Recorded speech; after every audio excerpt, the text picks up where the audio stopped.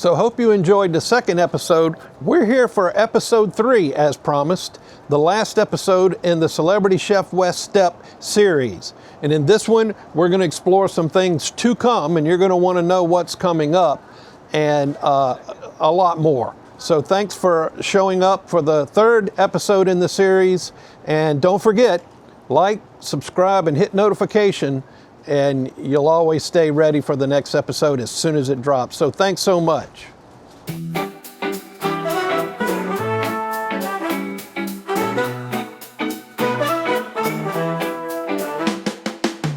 Live every day with wonder. Live every day with love. Open your eyes and take in how life has to offer. Try it all, try it all, try it all, try it all. Remember the things that you said you would do. Remember the things you wanted. Open your eyes and take in what life has to offer. Try it all, try it all, try it all, try it all.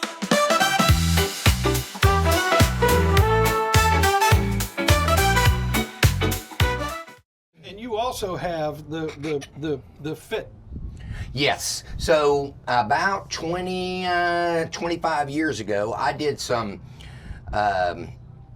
let's just call it, I had to rewire myself because I suffer from the high cost of low living. You know, I'm being in the restaurant business. You tend to be a partier. People look at me and they go, "Daggone, you're a healthy looking chef." Well, the chefs are not known for being the healthiest of all. Right. But anyway, I ended up changing course personally. And when I did, I started to work out in the gym. And you know what? I do everything incrementally. So first it was just I was doing good by lifting weights.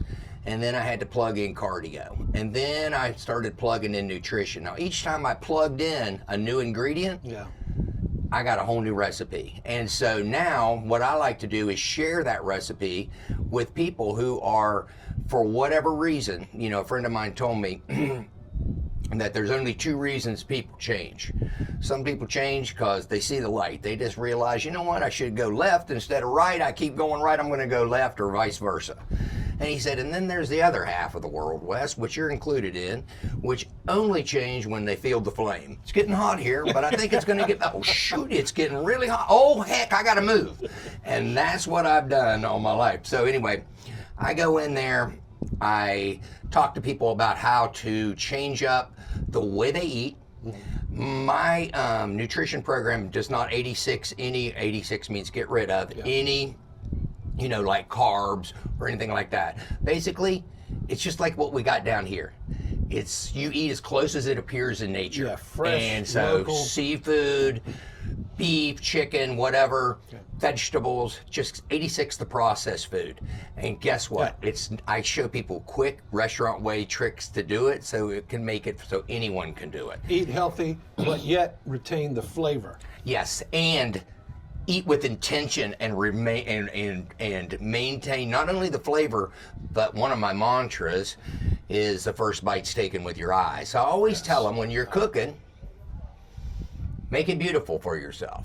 You know what I mean? And make it beautiful for others because it makes it more enticing. Talking about flavor, the first time I tried his, I was on a self-imposed, if that's the right word, shrimp and grits tour for a few years, about 5 years ago, and all through Virginia and North Carolina, I was trying whoever had it. Right. To see, because everybody's got their own iteration.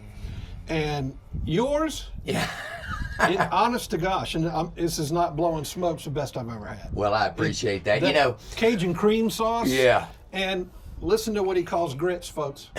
Well, I'm going to tell you, the shrimp and grits, that is the pony that I rode to the show. Okay, I started those at Kelly's. But then when I opened Red Sky, we put them on the menu, the shrimp and grits. And I had a lot of brides and grooms and different people from Boston and Philly and up north. And I found out that grits was a game changer with them. It was sort of like, you know, they contempt prior to investigation, let's just say. Okay, can you do that shrimp and grit sauce and the shrimp on mashed potatoes? So anyway, one of my guys cooking with me said, Wes, we just got to take it off the menu. There's too many you know, they want to change too much and it slows us down. And so I said, but Brian, it's really good. And he looked at me, he goes, I know, but we just keep getting all these changes going on. And I looked at him, I said, we're going to change the name.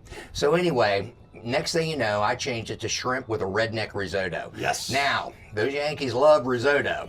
They just don't realize it's no arboro rice and it's stone ground grits. Oh, but baby. I make it just same way you do a risotto, so it's creamy, it's got great texture, it's So not that good. soupy stuff, and then the Cajun cream sauce, boy, heck, that could be good on ice cream. So So good. anyway, people And then- love it. And then you put jalapenos on your oyster. Yeah. With pimento cheese. Pimento cheese and pork belly. And pork belly, crispy pork belly, and oh my gosh, that's the best I've ever had. Yeah, that's a good. Southern classic right there. A couple of more questions and we'll wrap this up. You're a busy man.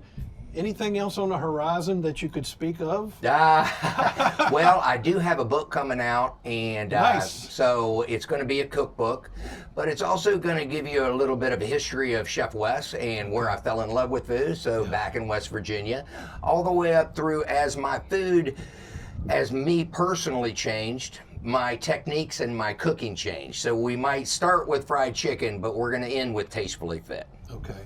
I love that. And we'll promote that book. I appreciate you it. just let me know when it comes out. We'll promote it. And then just a few more. What is your favorite dish? That's the hardest question you can ever ask a chef. You know, That's why I ask it. What is my favorite dish? I mean, that's a really hard question for me because I tell you what, I cook with emotion. So, and I also am really good at cooking with being in this business for so long and with catering and everything else is like looking at the fridge and going, okay, what am I going to create out of this? It's going to be like eye-catching and going to be tasty. So for me, my favorite dish is not the shrimp and grits, although I mean, it is one of my favorite dishes to cook because everyone smiles. I guess I don't really know. I can't tell you. I can't pin it down to one. I love all different kinds of food. Is it like you can't pick a favorite baby or pet or? I tell you, it's sort of like that is what invented one of the most popular things that I put on the menu at NC Coast. So when I opened NC Coast, I went around to Raleigh and to DC and to different areas, and I went to real ethnic kind of places. You know, I went to the little Korean place and they were doing it. You And use that here. And I do. So Yeah. I wanted a globally inspired menu. Yes. But then I did a couple different things too that really sort of changed the game a little bit. One is I got the chef's board, which you got to get. Yeah. Okay, so the chef's board. So You know what? Go ahead. Growing up in South Norfolk, where I'm originally from, Right.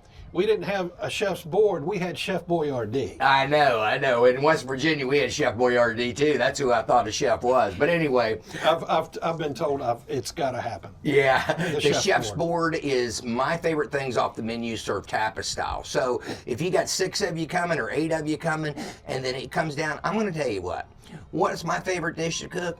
A dish that doesn't only taste good, but leaves you with an experience. And a chef's board leaves a whole table with an experience. Yeah. For that night, you might be from Ohio, but you bring your family in and you order that chef's board. It's got everything from seared rare tuna to crab cakes to shrimp and grits to beef to pork.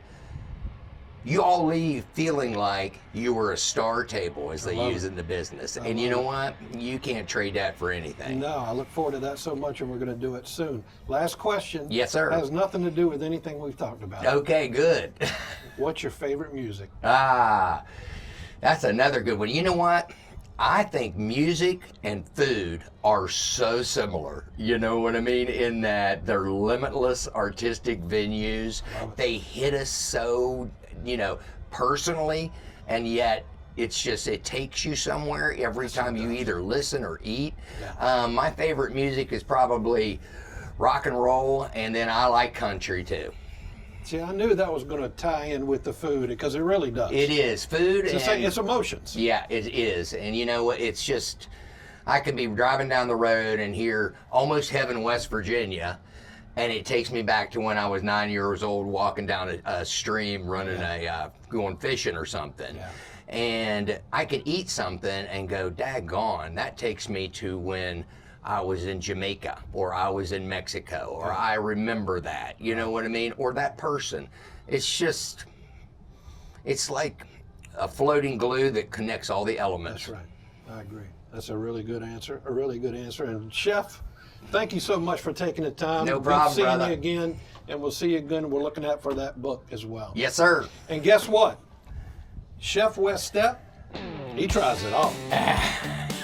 Thanks so much for watching all 3 episodes of the Celebrity Chef Wes Stepp series. And if you haven't seen all 3, you need to go back and do that.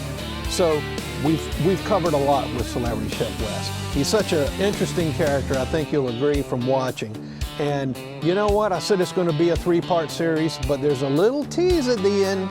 As you saw, there may be more coming. But as always, J.R. Zantz, try it all.